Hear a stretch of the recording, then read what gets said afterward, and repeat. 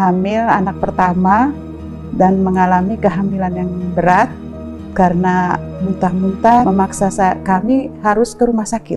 Jadi saat saya lemas, tidak punya tenaga, saya harus naik bis bersama Mas Anies ditemani dan rumah sakitnya jauh karena hanya rumah sakit tertentu yang bisa menerima kami.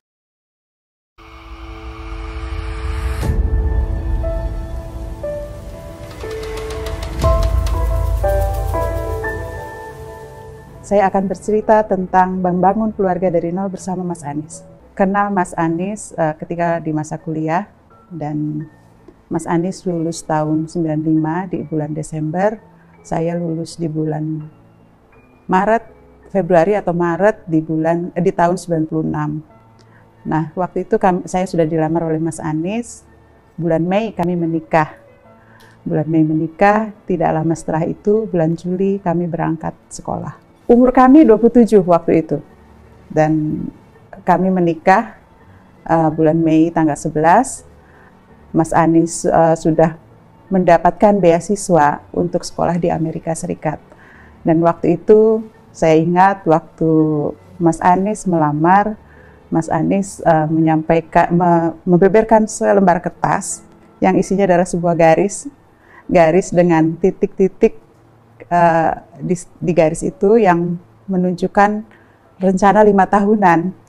Jadi 5 tahun kita akan sekolah, 5 tahun kemudian kita akan berkarir. Tapi rupanya ceritanya tidak sesuai dengan rencana.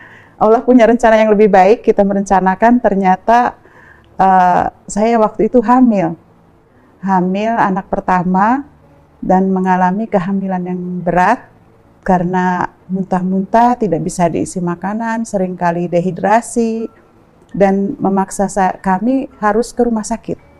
Padahal sebagai mahasiswa di negeri orang, tentunya kami hidup prihatin, tidak punya kendaraan, selalu pakai kendaraan umum. Jadi saat saya lemas, tidak punya tenaga, saya harus naik bis bersama Mas Anies ditemani, dan rumah sakitnya jauh karena hanya rumah sakit tertentu yang bisa menerima kami. Jadi akhirnya diputuskan bahwa saya pisah dulu dari Mas Anies supaya Mas Anies bisa fokus kuliah. Saya meneruskan kehamilannya di Indonesia ditemani orang tua dan juga melahirkan di sana. Jadi momen yang paling berat waktu itu adalah ketika harus berpisah dari Mas Anies. Padahal waktu itu boleh dibilang kami pengantin baru ya, belum setahun kan kami bersama, dan waktu itu memang sudah punya mimpi ingin bersekolah bersama-sama, terpaksa harus berpisah. Dan waktu itu saya hamil 7 bulan untuk kembali ke Indonesia. Komunikasi waktu itu kan belum ada HP ya, belum ada handphone yang WA, belum ada. Waktu itu internet juga masih baru, namanya Wasantara, yang kalau mau koneksi saya pilih malam hari dan cuma untuk kirim email. Kalau mau telepon harus pakai kartu telepon internasional yang harganya lumayan mahal. Jadi memang sangat terbatas untuk bisa berkomunikasi. Kirim foto pun nggak bisa kirim foto digital ya, jadi saya kirim foto dicetak terus dikirim ke Amerika. Mas Anies selesai S2 itu tahun 98 atau 99. Nah, usia Tia waktu itu usia 15 bulan.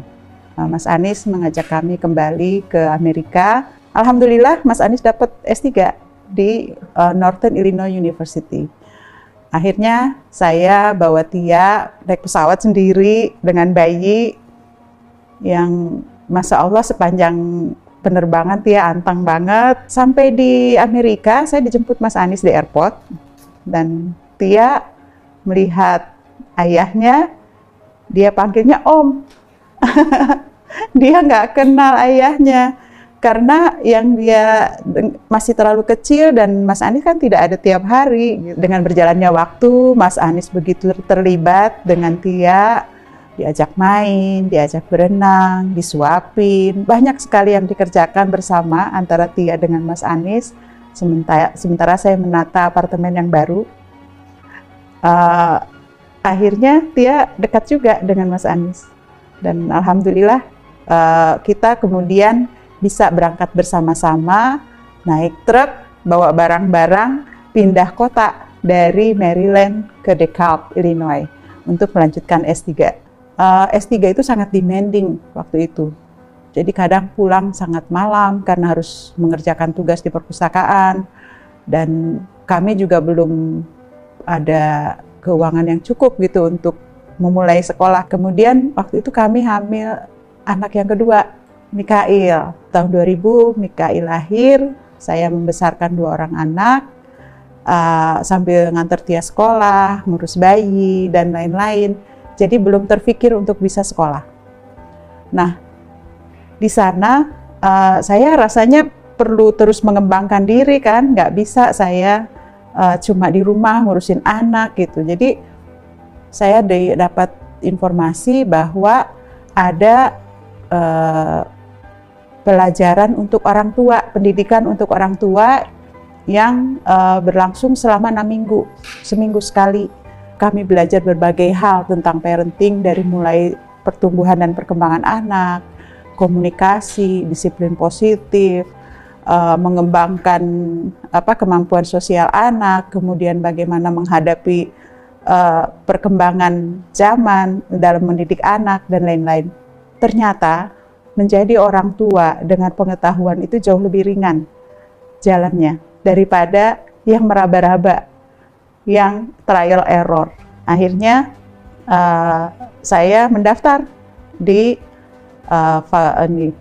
Family, Consumer, and Nutrition Science di Northern Illinois University, belajar tentang Applied Family and Child Studies dengan bayangan bahwa saya akan membawa ilmu itu ke Indonesia dan saya akan buat program seperti yang saya jalani untuk orang tua di Indonesia. Kami melakukan banyak penyesuaian. Saya mendaftar dan alhamdulillah diterima waktu itu, dan saya langsung applied untuk bisa menjadi asisten dosen supaya ada tambahan penghasilan. Itu sekitar bulan Agustus September 2001 terjadilah 9/11 yang waktu itu Mas Anies masih ada di Amerika. Kita lihat di TV kejadiannya dan kita sangat kaget dengan kejadian itu. Tapi saya sudah diterima di Universitas di Northern Illinois. Dan Mas Anies waktu itu berencana pulang ke Indonesia untuk penelitian, untuk mengambil data. Pulanglah Mas Anies, nanti kembali ketika saya akan kuliah. Kembali dengan rencana bahwa tinggal mengerjakan penelitiannya, dan saya bisa fokus kuliah, Mas Anies bisa sambil jaga anak-anak. Ternyata Mas Anies terdampar di Indonesia, tidak bisa balik ke Amerika. Karena waktu itu ada backlog visa di kedutaan di Amerika karena ada perubahan. Waktu itu kan setelah 9/11 mereka sangat berhati-hati untuk memasukkan orang ke Amerika dan juga prosesnya menjadi lebih lama. Mas Anies terdampar di Jakarta selama 6 bulan dan saya waktu itu baru mulai kuliah dengan anak 2. Jadi itulah sebetulnya masa yang paling berat. DeKalb itu kota kecil, orang Indonesia sedikit, dan saya sangat terbantu oleh sahabat saya di sana. Dia mau dititipin anak kalau saya lagi kuliah. Alhamdulillah 6 bulan lewat, Mas Anies bisa kembali. Hamil anak ketiga, lahiran, namanya Kaisar, tahun 2005 lahirnya, bulan Mei. Kemudian kami kembali ke Indonesia 4 bulan setelah itu.